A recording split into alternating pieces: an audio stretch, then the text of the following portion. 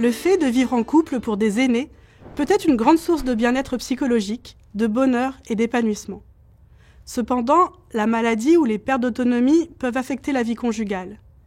Les conjoints endossent un nouveau rôle, celui de personnes proches aidantes, avec tout ce que cela implique. Nouvelles responsabilités, inquiétudes, fatigue, prise de décision ou encore soins.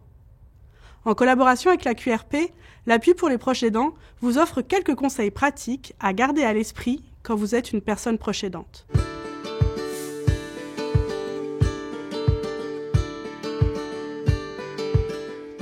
Les couples doivent s'adapter au fil du temps à la perte d'autonomie ou encore à la maladie. Ils font face à plusieurs défis. D'abord, la communication. On sait que c'est un défi pour tous les couples, mais encore plus en contexte de proche aidance. C'est même le grand défi. Avec la maladie, le quotidien et l'intimité du couple changent petit à petit, en dépit de leur volonté. Il faut alors trouver d'autres manières de préserver le contact physique et une certaine proximité. Enfin, les proches aidants vont également devoir revoir leur rôle. La proche aidance prend de plus en plus de place. Ils doivent mettre des activités importantes pour eux de côté. Ils font le deuil de leur vie d'avant.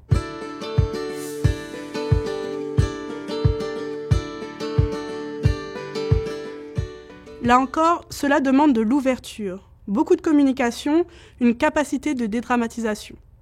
Il faut aussi accepter de se montrer vulnérable. Si la sexualité d'avant n'est plus possible, il est possible de la réinventer.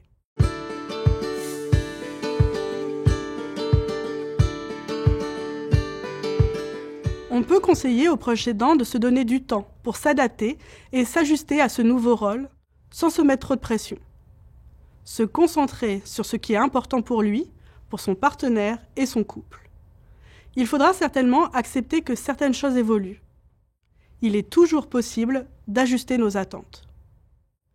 Pour un couple dont l'un vit avec une maladie neurocognitive, c'est plus délicat de maintenir une vie de couple pleinement satisfaisante. Les personnes proches aidantes ne reconnaissent plus la personne dont elles sont tombées amoureuses, qu'elles ont épousée. Cela fait vivre des émotions douloureuses.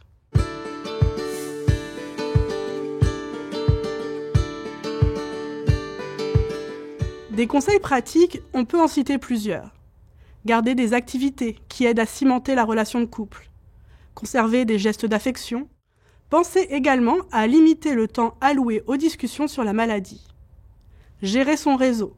Ni trop, ni trop peu. Certains couples évoquent une aide de l'entourage tellement efficace qu'elle en devient envahissante.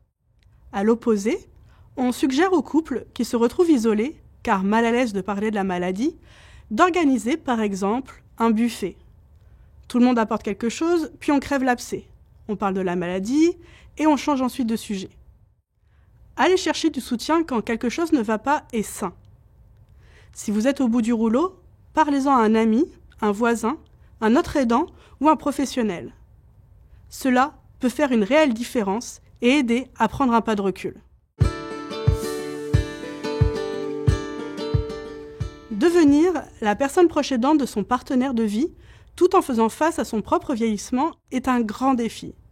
Mais il est possible pour les couples de réussir à s'adapter à leur nouvelle réalité, de former une équipe face à la maladie et de rester amoureux. Afin de passer à travers toutes les étapes de la proche aidance, il peut être utile de demander du soutien.